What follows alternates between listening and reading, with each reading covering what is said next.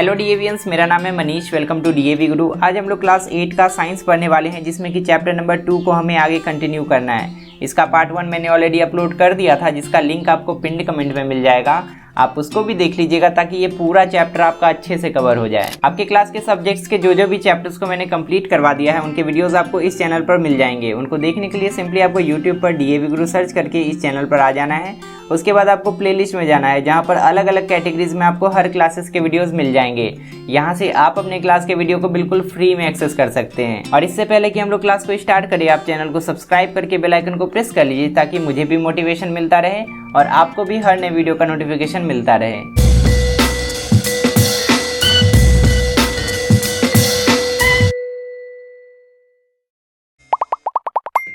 हमेशा की तरह पहले ब्रेन मैपिंग कर लेते हैं। इस चैप्टर में बहुत सारे टॉपिक्स हमें पढ़ने थे, सभी को हमने 3 पार्ट्स में डिवाइड कर लिया था।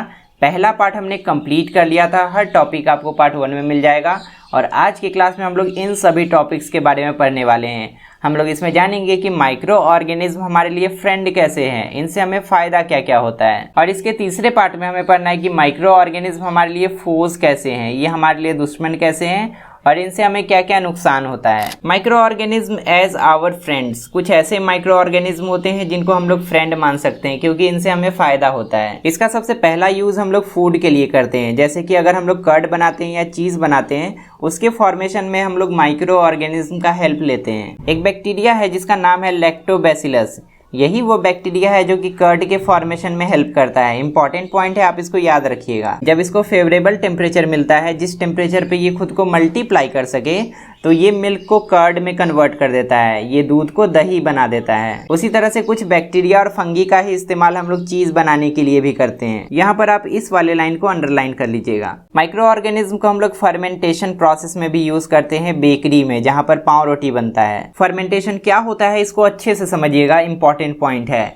ईस्ट नाम का एक माइक्रो ऑर्गेनिज्म होता है जो कि फंगी के ग्रुप से बिलोंग करता है। ये तेजी से रिप्रोड्यूस कर सकता है, अपनी संख्या को तेजी से ये बढ़ा सकता है, और उसी बीच में ये कार्बन डाइऑक्साइड भी प्रोड्यूस करता है। जब इस गैस को सने हुए आटे में ट्रैप कर लिया जाता है, फंसा लिया जाता है, इसके कारण से इस आटे का वॉल्यूम इंक्रीज हो जाता है और ये फ्लफी और सॉफ्ट हो जाता है, बहुत मुलायम हो जाता है। इसी प्रोसेस को हम लोग फर्मेंटेशन बोलते हैं। इस प्रोसेस का इस्तेमाल तब किया जाता है जब हम लोग इडली बनाते हैं, डोसा बनाते हैं, और पाव रोटी बनाने में भी इसी प्रोसेस का इस्तेमाल किया जाता है। यहाँ पर आप फर्मेंटेशन का डेफिनेशन याद रखिएगा, ये इंपॉर्टेंट है, एग्जाम में इसके बारे में पूछा जाता है। माइक्रो ऑर्गेनिज्म का यूज हम लोग एल्कोहलिक बेवरेजेस को बनाने के लिए भी करते हैं। वही चीज यहाँ पर बताया भी गया है कि बहुत सारे माइक्रो ऑर्गेनिज्म ऐसे होते हैं जिनका यूज हम लोग मैन्युफैक्चरिंग के लिए करते हैं, जैसे कि अल्कोहल बनाने के लिए, वाइन बनाने के लिए और एसिटिक एसिड बनाने के लिए। ईस्ट नाम का एक माइक्रो ऑर्गेनिज्म होता है जो कि फंगी के ग्रुप से आता है। ये वही माइक्रो ऑर्गेनिज्म है जिसको हम लोग फर्मेंटेशन में यूज किए थे। ईस्ट जो है ना, नेचुरल शुगर्स को जो कि अनाज में और फल में पाए जाते हैं, उनको अल्कोहल में कन्वर्ट कर सकता है, नेचुरल शुगर को अल्कोहल बना सकता है। और इसी अल्कोहल को हम लोग यूज करते हैं अल्कोहलिक बेवरेजेस के तरह। एग्जाम्पल के लिए अगर हम लोग एसिटिक एसिड की बात करें, जिसको आम भाषा में हम लोग विनेगर बोलते हैं, इसका इस्तेमाल हम लोग बहुत सारे फूड आइटम्स में करते हैं। जब हम लोग चाट बनाते हैं, जब हम लोग चाउमीन बनाते हैं, तो उसमें विनेगर डालते हैं। और दूध से पनीर बनाने में भी विनेगर का इस्तेमाल होता है, और इस विनेगर का प्रोडक्शन भी उसी मेथड से होता है, मतलब ईस्ट नाम के एक माइक्रो ऑर्गेनिज्म के हेल्प से ही होता है। माइक्रो ऑर्गेनिज्म काम कैसे करते हैं, उसको समझने के लिए एक्टिविटी नंबर 1 हमारे लिए बहुत ज़रूरी है।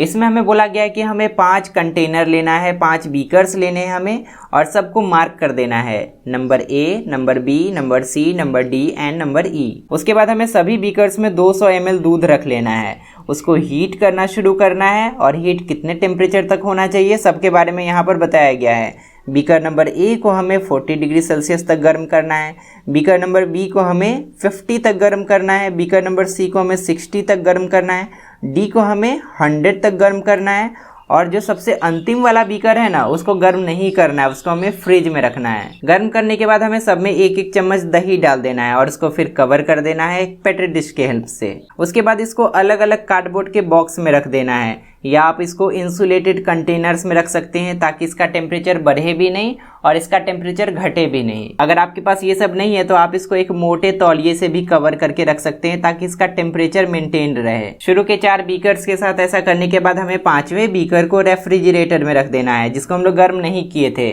Again after mixing a teaspoon of curd in it, उसमें भी हमें 1 चम्मच दही मिलाकर इसको फ्रिज में रखना है। इतना सब कुछ करने के बाद आपको सभी बीकर्स को 3 से 4 घंटे तक छोड़ देना है, जैसे आपको बोला गया था उसी कंडीशन में, और उसके बाद उसको निकाल कर ऑब्जर्व करना है और आपको जो भी पता चले उसके बारे में यहाँ पर इस टेबल में लिखकर आपको बताना है। यहाँ पर हमें बताना है कि सभी बीकर में जो हमने दूध रखा था वो दही बना या नहीं। जैसे कि बीकर नंबर 1 की अगर हम लोग बात करें, इसको 40 डिग्री सेल्सियस तक हमने गर्म किया था, इसमें जो दूध था वो दही बन गया होगा 3 से 4 घंटे के बाद, इसमें हमें यस लिखना है। लेकिन बाकी का जो कंडीशंस है इसमें हमें नो लिखना है। इस कंडीशन में दूध दही में कन्वर्ट नहीं हुआ होगा, क्योंकि यहाँ पर टेम्परेचर 40 से ज़्यादा है, यहाँ पर भी ज़्यादा है, यहाँ पर भी ज़्यादा है और यहाँ पर बहुत कम टेम्परेचर है। आप देखे भी होंगे कि जब भी घर में दही जमाया जाता है तो दूध का टेम्परेचर पहले नॉर्मल किया जाता है। अगर दूध बहुत ज़्यादा टेम्परेचर में रहेगा और हम लोग इसमें दही मिला देंगे तो दही में जितना भी बैक्टीरिया था वो मर जाएगा।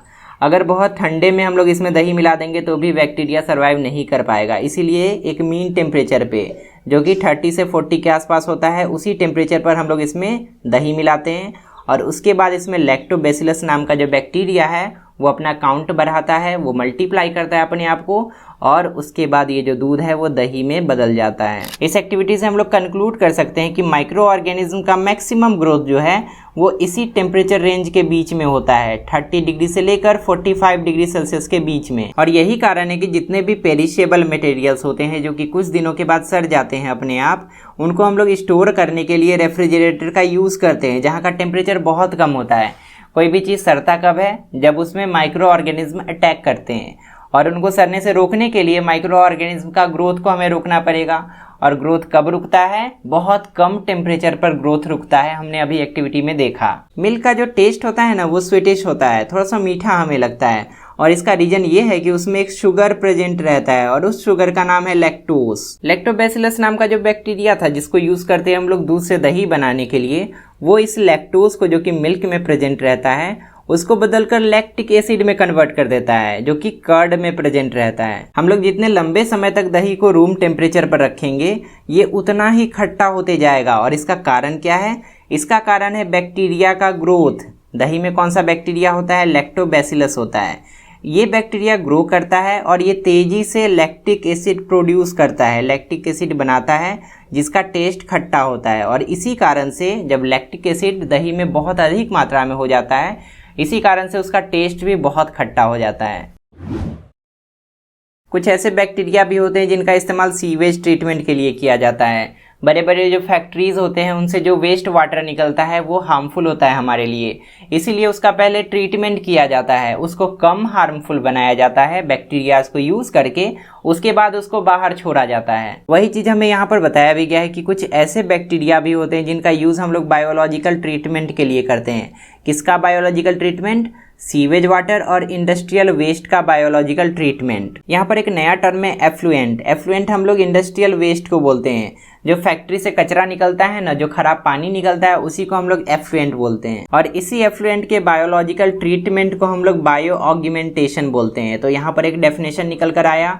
आपसे अगर पूछा जाएगा व्हाट इज बायो ऑग्यूमेंटेशन, तो आपको ये पूरा लाइन यहाँ से लेकर यहाँ तक लिखना होगा। अगर हम लोग आसान भाषा में इसको समझना चाहें तो बायो ऑग्यूमेंटेशन वही प्रोसेस है जिसमें कि हम लोग एफ्लुएंट को, मतलब सीवेज और इंडस्ट्रियल वेस्ट को थोड़ा सा कम हार्मफुल बनाते हैं यूजिंग बैक्टीरिया उसमें मिला दिया जाता है, उसके बाद वो कम हार्मफुल बन जाता है। अब चलिए हमारे अगले टॉपिक पर आते हैं जिसमें कि हमें समझना है कि बैक्टीरिया ह्यूमन हेल्थ के लिए कैसे इंपॉर्टेंट है। बैक्टीरिया नहीं होगा तो ह्यूमन का हेल्थ खराब हो सकता है। आपने सही सुना, बैक्टीरिया हमारे लिए ज़रूरी भी होते हैं और उन्हीं के बारे में हम लोग पॉइंट वाइज यहाँ पर समझने वाले हैं। नंबर 1 में हमें बताया गया है कि बहुत सारे ऐसे माइक्रो ऑर्गेनिज्म होते हैं जो कि कुछ एनिमल्स के एलिमेंट्री कनाल में पाए जाते हैं, जैसे कि गाय के एलिमेंट्री कनाल में कुछ माइक्रो ऑर्गेनिज्म पाए जाते हैं और ये उसकी मदद करते हैं डाइजेशन में और एब्जॉर्प्शन ऑफ फूड में। अगर गाय के एलिमेंट्री कनाल में वो बैक्टीरिया नहीं होगा तो गाय अपने खाने को पचा नहीं पाएगी और वो अपने खाने को एब्जॉर्ब भी नहीं कर पाएगी। उसी तरह से कुछ ऐसे बैक्टीरिया भी होते हैं जो कि हमारे लार्ज इंटेस्टाइन में प्रेजेंट होते हैं और इन्हीं के कारण बाउल मूवमेंट हो पाता है। अगर बाउल मूवमेंट नहीं होगा हमारे बॉडी में तो हमारे बॉडी में जो सॉलिड वेस्ट प्रोड्यूस होता है ना, वो हमारे बॉडी से बाहर ही नहीं निकल पाएगा। दूसरे पॉइंट में बताया गया है कि बहुत सारे ऐसे माइक्रो ऑर्गेनिज्म भी होते हैं जिनको यूज करके हम लोग एंटीबायोटिक्स बनाते हैं। एंटीबायोटिक्स ऐसे केमिकल्स होते हैं जो कि हमारे बॉडी के अंदर हार्मफुल माइक्रो ऑर्गेनिज्म के ग्रोथ को ही रोक देते हैं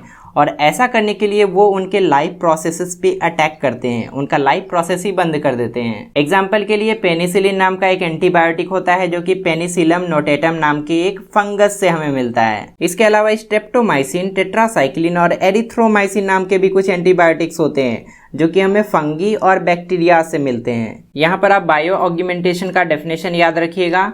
दूसरा इंपॉर्टेंट पॉइंट है एंटीबायोटिक का डेफिनेशन और उसके अलावा आपको सभी एंटीबायोटिक्स का नाम याद रखना है, पेनिसिलिन, स्ट्रेप्टोमाइसिन, टेट्रासाइक्लिन और एरिथ्रोमाइसिन। एंटीबायोटिक्स जो होते हैं वो एक्सट्रीमली इफेक्टिव होते हैं, बहुत असरदार होते हैं और ये बहुत सारे इन्फेक्शन और डिजीज को दूर कर सकते हैं, जैसे कि ट्यूबरकुलोसिस और कॉलेरा। इसको दूर करने के लिए हम लोग एंटीबायोटिक्स का ही यूज करते हैं। लेकिन एंटीबायोटिक्स हमें तभी लेने चाहिए जब हमें कोई क्वालिफाइड डॉक्टर कहे और इसका जितना डोज बताया जाए, जितना दवाई आपको खाने के लिए बोला जाए और जितने समय के लिए खाने के लिए बोला जाए उतना ही आपको लेना चाहिए। अगर हम लोग बताए गए कोर्स को कंप्लीट नहीं करते हैं, अगर डॉक्टर हमें कहे कि 10 दिन आपको दवाई खाना है, लेकिन अगर हम लोग नहीं खाते हैं तो इस दवाई का जो असर है ना वो इनइफेक्टिव हो जाएगा, इसका कोई असर हमारे बॉडी पर नहीं पड़ेगा। और अगर हम लोग इसको बिना किसी जरूरत के खा ले, बिना किसी रिक्वायरमेंट के खा लें तो इस केस में जो अच्छे बैक्टीरिया जिसका होना हमारे बॉडी में जरूरी है ना, वो भी मर सकते हैं। इसीलिए आपको ध्यान रखना है कि एंटीबायोटिक्स ऐसा चीज है जो कि हम लोग जरूरत से ज्यादा लेंगे तो भी हमें नुकसान होगा और जरूरत से कम लेंगे तो भी हमें नुकसान होगा। तीसरे पॉइंट में हमें समझना है कि एंटीबॉडीज क्या होते हैं और इम्यूनिटी क्या होता है। जब से कोविड स्टार्ट हुआ है इन दोनों वर्ड के बारे में आपने डेफिनेटली बहुत बार सुना होगा। जब कोई भी माइक्रो ऑर्गेनिज्म जैसे कि बैक्टीरिया या वायरस हमारे बॉडी में एंटर करता है, इसको हमारे ब्लड सेल्स पहचान लेते हैं। इसके बाद हमारे ब्लड सेल्स हमारे ही बॉडी में एंटीबॉडीज बना लेते हैं। एंटीबॉडीज का काम क्या होता है? ये जो एंटीबॉडीज है ना, हमारे बॉडी में जितने भी डिजीज काउजिंग ऑर्गेनिजम्स है उनको आइडेंटिफाई करता है, उनको पहचानता है और उनको डिस्ट्रॉय कर देता है, उनको मार देता है। एंटीबॉडीज बिल्कुल हमारी आर्मी की तरह होता है। जैसे हमारे बॉडी में कोई हार्मफुल बैक्टीरिया या वायरस एंटर करता है, ये उनसे लड़ना शुरू करता है और उनको एंड कर देता है। इसी प्रोसेस के बीच में हमारे जो एंटीबॉडीज होते हैं वो इस तरह के माइक्रो ऑर्गेनिज्म को याद कर लेते हैं, उसको पहचान लेते हैं, ताकि अगर ये माइक्रो ऑर्गेनिज्म दोबारा हमारे बॉडी में एंटर करता है, दोबारा हम पर अटैक करता है, तो ये उसको आसानी से पहचान सके और तेजी से उसको किल कर सकें। आपको याद होगा कि जब पहली बार कोरोना वायरस कोरोना कंट्री से फ्लाइट पकड़कर इंडिया आया था, उस समय इंडिया के जो लोग थे उनके अंदर जो एंटीबॉडीज था उसको उस वायरस का पहचान नहीं था। इसी कारण से उस समय जो भी इन्फेक्ट होता था उसको बहुत नुकसान पहुंचता था, क्योंकि एंटीबॉडीज उससे लड़ नहीं पाता था। लेकिन धीरे धीरे एक समय ऐसा आ गया कि एंटीबॉडीज उस वायरस को अच्छे से पहचान गया। उसके बाद उस वायरस से इन्फेक्ट होने के बाद लोग आसानी से ठीक हो जाने लगे, क्योंकि हमारे बॉडी का जो एंटीबॉडीज था उस वायरस के लिए इम्यून हो चुका था। उसको पता चल गया था कि कोरोना वायरस आएगा तो हमें क्या करना है, उससे कैसे लड़ना है। इसीलिए इम्यूनिटी को डिफाइन करने के लिए हम लोग लिख सकते हैं the natural ability of an organism to have an inbuilt mechanism to resist and destroy the infection that some microorganism may cause। Immunity किसी माइक्रो ऑर्गेनिज्म का वो एबिलिटी है जिसके कारण से उसके अंदर एक मैकेनिज्म बिल्ड हो जाता है और इसी मैकेनिज्म को यूज करके वो सभी हार्मफुल माइक्रो ऑर्गेनिज्म को रेसिस्ट कर सकते हैं, उसको रोक सकते हैं और उसको डिस्ट्रॉय कर सकते हैं। और ऐसा उन सभी माइक्रो ऑर्गेनिज्म के साथ होता है जो कि बॉडी को इन्फेक्ट कर सकते हैं। Immunity through vaccination. अभी हम लोग देखे थे कि हमारे बॉडी में जब भी कोई खतरनाक बैक्टीरिया या वायरस का अटैक होता है तो हमारे बॉडी में उसके अगेंस्ट लड़ने के लिए इम्यूनिटी जनरेट हो जाता है। ऐसे कंडीशन में हमारे बॉडी में इम्यूनिटी तो बन जाता है, लेकिन साथ में हम लोग बीमार भी पड़ सकते हैं। लेकिन एक ऐसा भी तरीका है जिससे कि हमारे बॉडी में इम्यूनिटी भी डेवलप हो जाता है और हम लोग बीमार भी नहीं पड़ते हैं, या बीमार होने का बहुत कम चांसेस रहता है, और उस तरीके का नाम है वैक्सीनेशन। वैक्सीनेशन एक इम्पॉर्टेंट तरीका है हमारे बॉडी में इम्यूनिटी बिल्ड करने के लिए। एक वैक्सीन का काम होता है किसी भी बीमारी के खिलाफ इम्यूनिटी बिल्ड करना, और इम्यूनिटी बिल्ड करने के लिए वैक्सीन हमारे बॉडी के अंदर में एंटीबॉडीज का प्रोडक्शन करते हैं। वैक्सीन बनाया कैसे जाता है उसके बारे में यहाँ पर बताया गया है, इंपॉर्टेंट है, इसको अच्छे से समझिएगा। जो माइक्रो ऑर्गेनिज्म हमें नुकसान पहुंचा सकता है, जिसके खिलाफ हमें वैक्सीन बनाना है, उसी को मारकर या उसको कमजोर करके या उसी माइक्रो ऑर्गेनिज्म का कोई प्रोडक्ट या डेरिवेटिव हम लोग यूज करते हैं वैक्सीन बनाने के लिए। फॉर एग्जाम्पल, जब कोरोना का वैक्सीन बनाया गया होगा तो कोरोना वायरस को ही मारकर या उसको कमजोर करके वैक्सीन में डाल दिया गया होगा। उसके बाद जब वो वैक्सीन हमारे बॉडी में इंजेक्ट किया जाता है तो हमारे बॉडी को तो कोई नुकसान नहीं होता है, लेकिन हमारे ब्लड सेल्स उसके खिलाफ लड़ने के लिए एंटीबॉडीज डेवलप कर लेते हैं। उसके बाद अगर सच में कोरोना वायरस हम पर अटैक करता है तो उस केस में हमारे ब्लड सेल को पता होता है कि क्या करना है, क्योंकि एक बार वैक्सीन के थ्रू हम लोग कोरोना वायरस का डेड पार्ट्स उसमें पहुंचा चुके थे, जिससे कि हमारा ब्लड सेल प्रैक्टिस कर चुका था। वैक्सीनेशन मेनली 2 तरीकों से किया जाता है। एक होता है इनॉक्यूलेशन, जिसको हिंदी में हम लोग टीकाकरण बोलते हैं। इसमें इंजेक्शन के थ्रू वैक्सीन हमारे बॉडी में इंजेक्ट किया जाता है।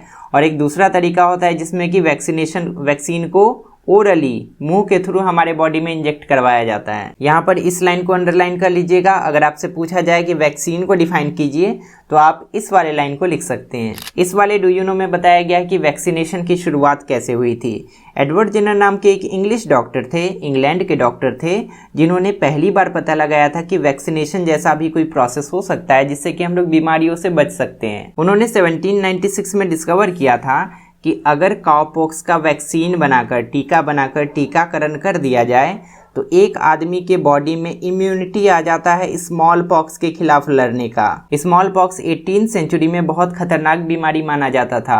उस समय इससे बहुत सारे लोग मर जाया करते थे। इस बड़े मेडिकल ब्रेक थ्रू के कारण बहुत सारे लोगों की जानें बचाई जा सकी और आज के समय में स्मॉल पॉक्स पूरी दुनिया से पूरी तरह से इरेडिकेट, पूरी तरह से खत्म किया जा चुका है। यहाँ से टॉपिक चेंज होता है। अब हमें पढ़ना है कि माइक्रो ऑर्गेनिज्म एग्रीकल्चर में कैसे हमारी मदद करते हैं। हमारे नेचर में कुछ बैक्टीरिया होते हैं और ब्लू ग्रीन कलर का एल्गी होता है जिसको हम लोग साइनोबैक्टीरिया भी बोलते हैं। इनमें खास एबिलिटी होता है, हमारे एटमॉस्फेयर में जो गैस फॉर्म में नाइट्रोजन प्रेजेंट होता है ना, उस नाइट्रोजन को नाइट्रोजन सॉल्ट बनाकर हमारे सॉइल में मिला सकते हैं ये बैक्टीरिया। और जब नाइट्रोजन सॉल्ट बनकर सॉइल में मिल जाता है उसके बाद प्लांट्स उसको यूज कर पाते हैं। प्लांट के इस लिमिटेशन के बारे में हम आपको क्लास 7 में भी पढ़ाए थे कि प्लांट्स को नाइट्रोजन तो चाहिए लेकिन डायरेक्टली वो एयर से नाइट्रोजन को नहीं ले पाते हैं। लेकिन जब बैक्टीरिया और साइनोबैक्टीरिया उस नाइट्रोजन को मिट्टी में मिला देते हैं उसके बाद प्लांट्स उसको आसानी से ले पाते हैं। They are called biological nitrogen fixers, और इसी कारण से इन बैक्टीरिया और एल्गी को हम लोग बायोलॉजिकल नाइट्रोजन फिक्सर्स कहते हैं। एग्जाम्पल के लिए राइजोबियम नाम का एक बैक्टीरिया होता है जो कि सिम्बायोटिक रिलेशनशिप में रहता है किसी भी प्लांट के साथ, और ये ज़्यादातर लेग्यूमिनस प्लांट में पाया जाता है। ऐसे प्लांट जिसके रूट में नोड्यूल्स पाए जाते हैं, अगर आप ऐसे प्लांट को उखाड़िएगा ना तो उसका रूट कुछ ऐसा होगा और उसमें नोड्स आपको दिखाई देंगे। राइजोबियम का काम होता है एयर से नाइट्रोजन को कलेक्ट करना और उसके बाद उसको कन्वर्ट करके नाइट्रोजन सॉल्ट बना देना, और इस नाइट्रोजन सॉल्ट से, इस नाइट्रोजन कंपाउंड से सॉइल को इनरिच कर देना। इसके अलावा कुछ साइनोबैक्टीरिया बिल्कुल इसी तरह काम करते हैं जो कि राइस फील्ड में पाए जाते हैं, धान के पौधों में, और साइकस का जो प्लांट होता है उसके रूट में भी बिल्कुल ऐसा ही होता है। यहाँ पर बायोलॉजिकल नाइट्रोजन फिक्सर्स का डेफिनेशन है। ब्रैकेट वाले पोर्शन को आप छोड़कर डिफाइन करने के लिए ये पूरा लाइन यहाँ से लेकर यहाँ तक लिख सकते हैं। इस वाले डू यू नो में हमें प्रोबायोटिक्स के बारे में बताया गया है। प्रोबायोटिक्स होता क्या है? ये एक डाइटरी सप्लीमेंट है, खाना के साथ खाने वाला एक चीज है जिसमें कि जिंदा बैक्टीरिया और ईस्ट पाए जाते हैं। ये हमारी हेल्प करते हैं किसी बीमारी को प्रिवेंट करने के लिए, किसी बीमारी को रोकने के लिए, और अगर कोई बीमारी है तो उसको ठीक करने के लिए भी इसका यूज होता है। अलग अलग मैकेनिज्म के थ्रू ये काम करता है। इसके काम करने का एक तरीका यहाँ पर बताया गया है। प्रोबायोटिक्स में जो बैक्टीरिया और ईस्ट होते हैं ना, वो डायरेक्टली खुद से डिजीज काउजिंग माइक्रोब से जाकर लड़ते हैं और उसके लिए मुश्किल बना देते हैं किसी भी बीमारी को फैलाना। इसका एक एग्जाम्पल भी यहाँ पर दिया गया है। प्रोबायोटिक्स के इंजेक्शन से, प्रोबायोटिक्स को खाने से डायरिया जैसी बीमारी को भी रोका जा सकता है और इसको ठीक भी किया जा सकता है। एक्चुअल में होता ये है कि जब हम लोग प्रोबायोटिक्स को खाते हैं ना, तो उसके अंदर जो जिंदा बैक्टीरिया और ईस्ट प्रेजेंट होता है वो हमारे डाइजेस्टिव ट्रैक्ट के लाइनिंग में एक नेचुरल बैक्टीरियल बैरियर बना देता है, एक बांध की तरह बना देता है। इससे हमें एडिशनल प्रोटेक्शन मिल जाता है ऐसे पैथोजेनिक ऑर्गेनिज्म से जिसके कारण डायरिया हो सकता है। यहाँ से फिर टॉपिक चेंज होता है। अब हमें पढ़ना है कि माइक्रो ऑर्गेनिज्म का यूज़ हम लोग एनर्जी के लिए और फ्यूल प्रोडक्शन के लिए कैसे करते हैं। यहाँ पर बताया गया है कि बहुत सारे ऐसे माइक्रो ऑर्गेनिज्म होते हैं जो कि इथेनॉल बना देते हैं by the process of fermentation. जब वो शुगर्स का फर्मेंटेशन करते हैं उसके बाद इथेनॉल बन जाता है, और उसी तरह से मीथेन का भी प्रोडक्शन हो सकता है बायोगैस रिएक्टर्स में। ये जो दोनों सब्सटेंस हमें मिला, इथेनॉल और मीथेन, दोनों एक अच्छा फ्यूल के तरह काम करता है। इसको हम लोग फ्यूल के तरह इस्तेमाल कर सकते हैं और इसको यूज़ करके हम लोग एनर्जी को भी प्रोड्यूस कर सकते हैं। हमारा अगला टॉपिक है cleaning the environment. Micro organism जो होते हैं वो हमारे इन्वायरमेंट को, हमारे वातावरण को साफ रखने में भी हमारी मदद करते हैं। जब भी कोई प्लांट या एनिमल मरते हैं तो वो अपने पीछे न्यूट्रिएंट्स और एनर्जी को छोड़ कर जाते हैं, क्योंकि जितने भी प्लांट्स और एनिमल्स हैं वो ऑर्गेनिक मटेरियल से ही बने हुए हैं। उनका जो बॉडी स्ट्रक्चर है उसी ऑर्गेनिक मटेरियल से बना होता है। डीकम्पोजर्स जो कि एक तरह के माइक्रो ऑर्गेनिज्म ही होते हैं, वो ऐसे सभी ऑर्गेनिक मैटर को, जितने भी डेड प्लांट और एनिमल्स होते हैं, उन सभी ऑर्गेनिक मैटर को कार्बन डाइऑक्साइड और न्यूट्रिएंट्स में बदल देता है। न्यूट्रिएंट्स कई सारे हो सकते हैं, जैसे कि नाइट्रोजन, फास्फोरस और मैग्नीशियम। डिकम्पोजिशन के बाद ये सभी मिट्टी के पार्ट बन जाते हैं। इस प्रोसेस के कारण जितना भी न्यूट्रिएंट एक प्लांट या एनिमल के बॉडी में था जब वो जिंदा था, वो सब वापस से इकोसिस्टम में आ जाता है, मतलब वापस से वो मिट्टी में मिल जाती है, और उसके बाद वही न्यूट्रिएंट प्लांट को ग्रो करने में मदद करते हैं। आप इमेजिन कर सकते हैं कि अगर हमारे धरती पर डीकम्पोजर्स नहीं होते, ऐसे माइक्रो ऑर्गेनिज्म नहीं होते जो कि डेड प्लांट और एनिमल को डीकम्पोज कर सके, तो हमारी पूरी धरती डेड प्लांट और एनिमल से ही ढक जाती। इसीलिए हम लोग बोल सकते हैं कि माइक्रो ऑर्गेनिज्म हमारे इन्वायरमेंट को क्लीन करने में भी हमारी मदद करते हैं। सबसे अंतिम में यहाँ पर 2 कॉमन डीकम्पोजर्स का नाम दिया गया है जिसको आपको याद रखना है। एक है बैक्टीरिया और दूसरा है फंगी। फाइनली आज के क्लास में इन सभी टॉपिक्स को हमने कंप्लीट कर लिया। इसके पहले के टॉपिक्स आपको पार्ट 1 में मिल जाएंगे और इसके बाद का टॉपिक्स हम लोग पार्ट 3 में पढ़ लेंगे।